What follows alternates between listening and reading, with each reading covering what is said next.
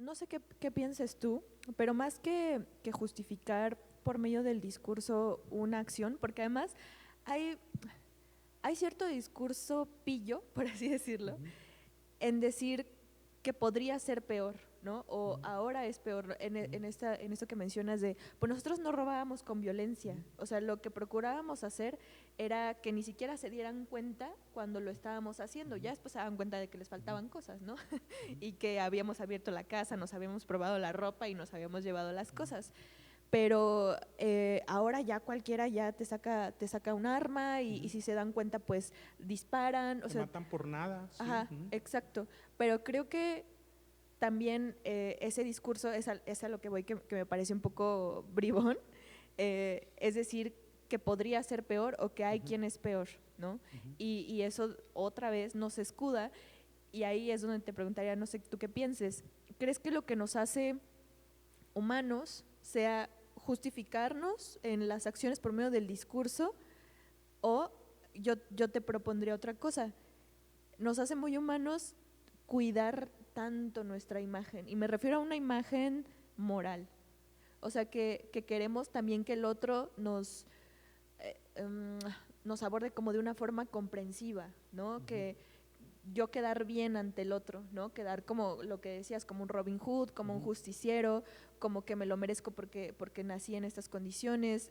Creo que una de las cosas más humanas es la autoimagen, o sea, querer ujú. proteger a toda costa la autoimagen. Sí, Ujú, la palabra artegio, que luego Everardo la retoma para bautizar a su casa productora, o sea, la palabra artegio es un arcaísmo que se refiere a las habilidades y a los trucos de los, por ejemplo, de los carteristas, de todos los géneros de ladrones de la vieja escuela, y que era casi casi emparentado con la magia, ¿no? Con la prestidigitación, ¿no? ujú, Y entonces, como también estos robos tienen un marcado carácter performático, ¿no? O sea, como si fueran casi casi actos teatrales, dramatúrgicos, y como el ladrón siente un orgullo de ser eficiente, de ser brillante en ese performance y en casi casi de demostrarlo a los demás. Él dice, ¿no? O sea, yo llegué a ser el zorrero el más famoso de México, ¿no? El más importante.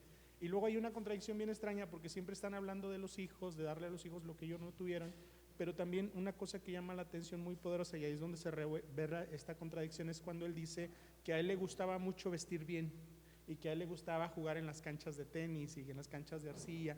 Y entonces dices, hasta dónde también, lo que mencionaba Nuria ayer, esta idea del crimen como una especie de camino en el ascenso social, ¿no? En nuestro país, como hay una idea del ascenso social en todos los órdenes, en el orden profesional, en el orden artístico, en el orden de los criminales, como un camino hacia el ascenso social, y ese ascenso social tiene que ver con la capacidad de demostrar qué tanto puedo ser ante los ojos de los demás, ¿no? De andar de traje y corbata, de vivir en una casa, en una colonia residencial, de traer un carro del año, de tener muchas mujeres, y entonces es en el cultivo de esta autoimagen que además no es mía, porque la imagen es la que ven los demás, es mía, pero es pública también. ujú. Sí. Pero a ver, ya siendo honestos, bueno, digo, hemos sido muy honestos, pero eh, tú qué pensaste cuando escuchaste que le había robado a Echeverría y a López Portillo? Pues todos los que nos hemos sentido agraviados por la política mexicana del último medio siglo, de el latrocinio y de la tragedia que fue para México todo el PRI, todo el siglo Ujú, XX y la gran historia de matanzas, robos, saqueos, devaluaciones, casi casi lo sientes como un acto de venganza y de justicia poética y de restitución, aunque tenga otros matices y aunque participe de otras razones y de otras causas, ¿no? es que me pareció también una gran, digámoslo así, como trampa del editor. Mm. Es parte Ajá, del exacto. discurso del propio cineasta, ¿no? Ujú, ujú. Ujú, Pero a lo que voy es que durante todo el documental nos sostiene que había como un bien personal, ¿no? ujú, En algunos momentos se sostiene con el discurso de los hijos, etcétera, que además también en la política, sobre todo en esos años, se hizo mucho eso, ¿no? De la patria, de ujú. los hijos, o sea, De tener la estas, familia. ajá, Ujú, la familia, estas justificaciones, ¿no? Pero toda la película nos sostiene un discurso de lo personal, tanto de a mí me gustaba vestir bien, me gustaban las canchas de tenis, yo no tuve esto y mis hijos me lo agradecen, pero eso creo que lo vuelve algo social, así como que da un atisbo de que ya no solo era algo para ellos, y aunque no se dieron cuenta en ese momento que estaban robando a presidentes o expresidentes, ese último acto y ponerlo como el final del documental convierte eso que antes era personal como en algo social y político. Sí, algo político, ¿no? Evidentemente. O sea, tú ves gran parte del material que construye la película es un material de archivo, y como también el cineasta se vuelve un investigador, retoma ese material, lo vuelve parte de ese discurso, lo resignifica y también trampea un poco el sentido de ese material originario y le da otro sentido, el sentido que le quiera dar a su película, ¿no? Entonces eso también tiene que ver con las decisiones que hacemos nosotros como narradores, ¿no? Ayer que hablaban de cómo vamos construyendo historias a partir de decisiones y de elementos, ¿no? Que nos van a servir para decir ciertas posiciones, porque finalmente es una posición política, ¿no? La que nos plantea este documental, de equipararnos a los ladrones viejos, a los ladrones que tenían códigos, contra los ladrones viejos pero que estaban en el poder, ¿no? Y que están impunes además. Sí, exacto, porque mientras ellos sí están pagando una condena, los otros quedaron impunes e con incluso… pensiones, ¿no? Ajá, exacto, con pensiones, y en algunos casos pasaron hasta con cierto honor, ¿no? Entre la sociedad. A mí, la verdad, de las cosas que más me encanta del final es que lo llame perro de la colina, ¿no? Porque López Portillo ingresa como con yo soy el último presidente de la revolución y soy casi el elegido de los dioses y de la patria y yo los vine aquí a salvar, y empieza a atentar contra los grupos guerrilleros, contra los disidentes, Brigada Blanca, bueno, cosas son de las los que ya terminan hemos a la hablado. Liga Comunista, etcétera, etcétera, sí. Exacto, pero aparte recuerdo mucho esa… ¿cómo decir? Como esa cierta, vamos a llamarle fobia que tenía López Portillo, que en las cosas del tú a tú y lo que ocurría que no podía ver él, le daba, como que le imponía mucho. Y es que recuerdo esta confrontación que tiene Rosario Ibarra de Piedra con él, ¿no? O sea, que se le pone enfrente y le dice, déjenos ver a nuestros hijos, ¿no? Y él solo se queda así y le dice, señora, es usted muy valiente, ¿no? Sí, porque se sentían, o sea, el presidencialismo priista, pues se sentía un poco menos que dioses, ¿no? López Portillo decía que era una reencarnación de Cuauhtémoc, que fue un presidente mesiánico, o sea, o sea, se montaba a caballo, se tiraba desde un árbol y decía que era la reencarnación se ponía un paliacate y decía que era Morelos, ¿no? Y una semana era Morelos y otra semana era Quetzalcóatl, o sea, era una cosa de veras bien bizarra, ¿no? La política mexicana, ¿no? Ajá, exacto, pero ese hecho de que haya ingresado como el elegido y haya salido como… Y además el ladrón que vio la casa de los presidentes, ¿no? Esta idea de que se metieron a la intimidad del presidente, se metieron al closet, le robaron sus chamarras traídas de Francia y se las pusieron, ¿no? Hay como una violación de ese espacio, entonces yo creo que para ellos fue muy fuerte. Sí, ¿no? Fue un agravio bien fuerte. Y los vulnera, porque además, como fue la decadencia de José López Portillo, te digo, que ingresa como el elegido y termina como el perro de la colina, y que le aullaban después en donde iba. Que iba a defender el peso como un perro, decía. Bueno, antes de devaluarlo, ¿no? Ajá, aunque… fíjate que esas son de las frases que López Portillo nunca dijo. Es como un efecto Mandela, porque la frase era, esta es la estructura a la que me he comprometido a defender como perro. Pero creo que pasó como a la Vox Populi el defender el peso como un perro, pero llorando en su último discurso y discúlpenme los otro pobres. Performance, ¿no? Ajá, exacto. Entonces, que lo haya vulnerado me dio mucho gusto, y que también haya sido como una de las últimas estocadas a ese gobierno, ¿no? Al gobierno de López Portillo, ya cuando… A lo mejor lo que la guerrilla no alcanzó, el daño que la guerrilla no alcanzó a hacerle a estos presidentes, lo hicieron estos ladrones, ¿no? Eso es algo bien fuerte. Ladrones, gente desarmada, ¿no? El que le sacó la cartera rodeado de guaruras, ¿no? A un presidente, es increíble, ¿no? Sí, es una justicia poética. No sé si haya comentarios. ¿Tienen alguna pregunta, algún comentario? ¿Qué les pareció? ¿Les gustó que… que López Portillo fuera vulnerado. Muy bien. Sí.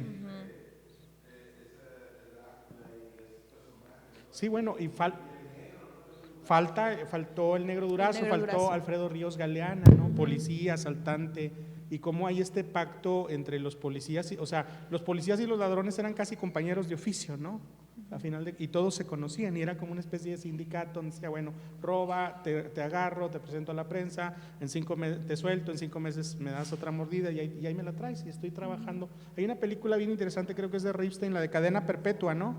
Con Pedro Armendáriz, de un ladrón que ya no quiere ser ladrón, llega a un judicial y dice, no, güey, es que no te puedes retirar, güey. O sea, tú trabajas para mí, ¿no? Entonces, vete a jalar, me tienes que traer. ¿Cómo que te vas a retirar? ¿Cómo que te vas a hacer un hombre decente? No, tienes que trabajar. Recordemos casi El Paraíso de Luis Espota, ¿no? Que se acaba de adaptar a cine la serie, ¿no? Que por ahí. Además, ¿sabes qué? Otra de las revelaciones que me trajo este documental, si bien ya había métodos clásicos de tortura que utilizaba la Dirección Federal de Seguridad o prevención del delito del Negro Durazo, me llama mucho la atención que utilicen la misma tortura, tanto para quien comete un crimen como para quien es disidente, ¿no? Sí, pues en Lecumberri estaban los presos comunes y los presos políticos, ¿verdad? Y el sistema carcelario utilizaba a los presos comunes para apalear a los presos políticos, para tenerlos. Lo cuenta José Revueltas, lo cuenta Elena Poniatowska, ¿no? Ajá, pero a lo que voy es que no tenían como ese cuidado o esa conciencia de quién había hecho qué o cómo había que practicar la justicia, sino que más bien era a todo lo que no sea incómodo, a todo lo que se sienta como anómalo, lo tratamos igual, ¿no? O sea, sí, lo mandamos a habla las del cloacas, pocito, ¿no? habla del pocito, que sabíamos que lo hacían tanto a guerrilleros comunistas como a, en este caso, El los apando, criminales. ¿no? Exacto, sí. Entonces, me parece de nuevo muy divertido y muy bello que se haya vulnerado ese régimen y que haya sido una cosa a escondidas, porque también la guerrilla lo que decidió en ese momento pues fue hacerlo muy frontal, ¿no? Muy frontal y muy a los golpes. Sí, a la fuerza.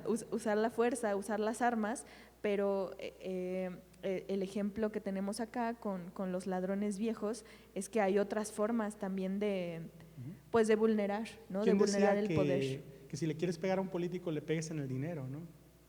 Que ese es el daño más grande que le puedes hacer, ¿no? O en la intimidad, como en este caso, ¿no? Muy bien. ¿Alguien más? ¿Comentarios? ¿Preguntas? Tú mero, Carlos, tú mero. Bueno, yo nomás comentar de eso que dicen de la intimidad.